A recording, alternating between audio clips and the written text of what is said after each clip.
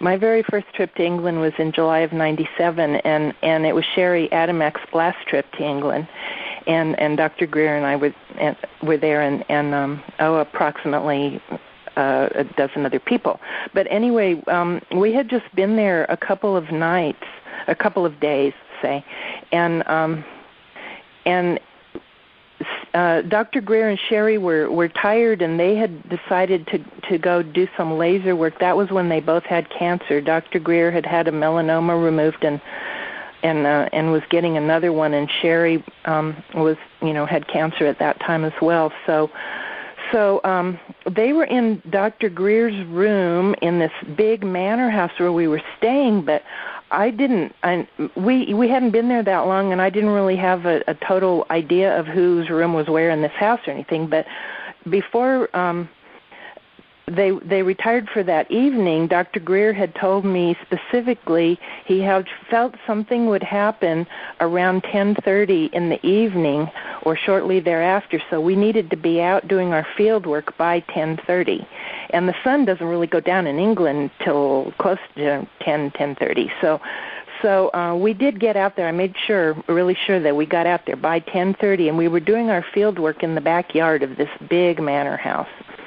And our group was sitting there, and we were kind of all facing actually the same direction. There weren't that many of us, maybe 10, looking at the house. Some of the people had gone to bed early and everything. We were tired, and so there was like a tree. There was a big tree to the left of the house, and from behind this tree flew this white ball, and it was about between a fat softball and a volleyball kind of size, and it arced from behind the tree and we could clearly see it went in the bay window of this house that the tree was directly opposite. After it arced right in and went in that window, and we're like, that went right in the window of the house. And Ron Russell was out there with us, and he said, well, that's Steve's room. And so we were very, very touched by this because it was a beautiful shining white, light ball of light that went in there, and we felt the emotion from it, and we felt that its sympathy and its love, and we really got that, and we were very touched by it. And this happened, by the way, at 10:34 p.m. I'll never forget that, because the next morning we dashed up to Dr. Greer and Sherry and said, guess what we saw at 10:34? We saw a ball of light fly right in your window, and he can tell the rest. Well, yeah, and see, it's amazing, because had they not seen it, we would have never shared this story with the world. This was a period of time when there were a number of people on my team that were having electronic warfare systems inducing cancers, and we had, Sherry had cancer, I had cancer, there was a member of Congress that had cancer that was dying, who was helping us with getting the Roswell information out. And there were many, many things like this that had happened. Bill Colby, the former CIA director who was trying to help us, was murdered and was found floating down the Potomac River. And it was a very difficult period. And this is recounted in my book, Hidden Truth, Forbidden Knowledge, and also in this new book, Contact, Countdown to Transformation. So, you can read about this in a lot of detail. But so Sherry was very, very tired. And she and I knew that one of us was going to die, that somehow that one of us wasn't going to make it. And this was a very intense situation. So we were upstairs in my room and in the sitting area of the room, and we were doing some things with meditation and healing and whatnot. And suddenly we saw this beautiful, white, scintillating, sparkling sphere of light fly in the bay window that Linda just told you about, that all of them sitting out on the manor house grounds of this fabulous old estate that we had rented, what they had seen. And we didn't know anyone else saw it, but it was exactly at around 10:34, right after 10:30. And I saw it come in the window, and it came in and turned to my right, its left, and went over to this fireplace and hovered, and then it elongated into about a 3 to 4 foot tall extraterrestrial being.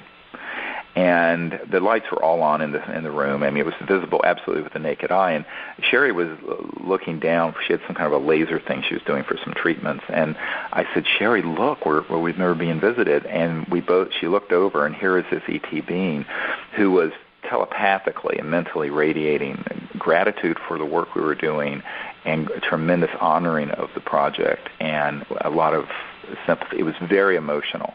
And Sherry and I were just moved and just shaken by this, frankly. It was an incredible encounter with definitely an extraterrestrial, very, very evolved, kind, and loving ET being that had been with us during this work, and is still with us in this work, that came in to the room that night. And we really had sworn that this was so bizarre.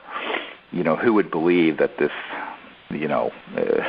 transdimensional ET would come in a spherical ball of light and then elongate and be there standing by the fireplace inside the house. I mean, this sounds so far-fetched that Sherry and I said that we really were going to keep this story to ourselves until Linda came up to us, and everyone came up to us the next morning and said, oh, my God, you wouldn't believe what we saw.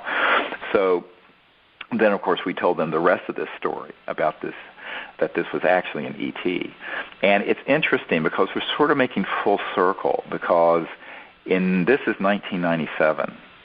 And in this past November in 2009, just, 5 months ago, we had a similar area of light, a very similar shaped object appear out at Joshua Tree National Park with us. It followed us up from this area where we had seen a craft land way out in the Joshua Tree National Park on this high plain way up at about 4,000 feet. And this is, if you go to CSETI.org, you will see a picture of this person that is hovering right outside our circle above the chairs. And it doesn't look that great on the internet, but when you see it on a high-definition screen, it is absolutely a person. But it came in as this energy field, as a sphere and an orb. And in this orb, there's a projection of light, and this ET is just hovering in it. And Raven Nabulsi got that photograph because she intuitively felt it was there and took the picture with no flash or anything. Just kept the shutter open for about 30 seconds, I believe, and there it was. Now, the reason that's so important is that it's exactly what you would expect of extraterrestrial civilizations that have to go faster than the speed of light. And I've been talking about this since the early 90s. And it causes people to really scratch their head and go, well, wait, because everyone's expecting everything to always be material and physical. And I said, well, it is physical, but it's transdimensional. It's sort of like your astral body is physical, but it's not material physical. It's etheric or astral or this other kind of energy. And that's how extraterrestrial civilizations cause their spacecraft to drop out of linear space-time, energetically shift into this other dimension and travel these vast distances. That it's also how often ETs will appear in your house and your backyard, in your lucid dream state when you're traveling in a flying dream, or you can be sitting completely awake like we were in this room with the lights on, and this ET literally flies in the bay window in 1997 in England and then materializes in front of the fireplace. And the picture of this ET at Joshua Tree in November is a perfect example of that. So, 13 years later, 12 and a half years later, this is still happening. And what we find, however, is that in the scientific community and even in the people in the world who study UFOs, everyone is still locked into a linear three-dimensional space-time paradigm, and they don't understand that in this universe, this creation, that there are multiple transdimensional levels of energy and forms that range all the way from the pure conscious state of the absolute unbounded field of consciousness to the largest materialized galaxies and everything in between, including these celestial and etheric and astral and thought worlds and et cetera and so on and so on. But that when you're dealing with civilizations that travel faster than the speed of light, their ability to create an energy field around their spacecraft or around their person and dematerialized, and then travel in that dematerialized state, or be hovering in that dematerialized state, and then pop in and out of linear space-time, as it were, enfolding within space-time. That's what we're talking about.